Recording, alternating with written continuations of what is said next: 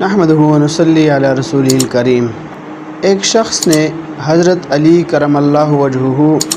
کے خدمت میں حاضر ہو کر نکاح کی حقیقت پوچھی تو حضرت علی رضی اللہ عنہ نے فوراً یہ جواب دے دیا: لزوم مہر، سرور شہر، قصور زہر، ہموم دہر، نزول قبر، مرور حشر، دخول جنت او نار۔ یعنی شادی کی حقیقت یہ ہے کہ اپنے اوپر مہر کو لازم کرنا ہے جو پہلے لازم نہیں تھا، اس کے بعد چند دن کی خوشی حاصل ہونا، اس کے بعد کمر کا ٹوٹ جانا یعنی دبلا اور کمزور ہو جانا،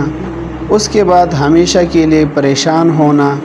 یعنی بیوی بچوں کے کھانے پینے اور کپڑوں کے لیے بھاری بھاری بوجھ اٹھا لے جانا،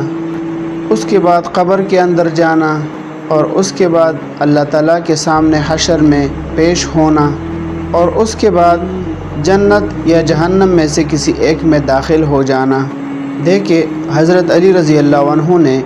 اس مختصر سی عبارت میں انسان کی کل زندگی اور کل انجام کی حقیقت کیسے حسن اسلوب سے من و عن بیان کر دی ہے جو بالکل ہی حقیقت ہے۔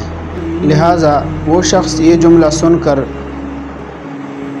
بہت متاثر اور متعجب ہو گیا۔